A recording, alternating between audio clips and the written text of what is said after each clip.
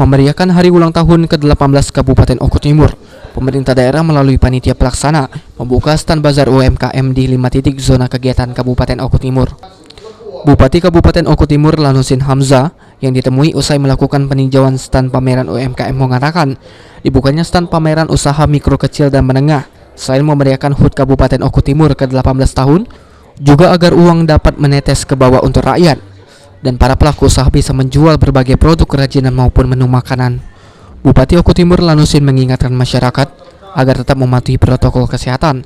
Meski kegiatan-kegiatan memeriahkan HUT Kabupaten dipisahkan di lapangan KONI yang berada di 5 kecamatan di Kabupaten Oku Timur. Posisi kita masih dalam masa pandemi, maka dari itu kegiatan harus dipecah di beberapa titik.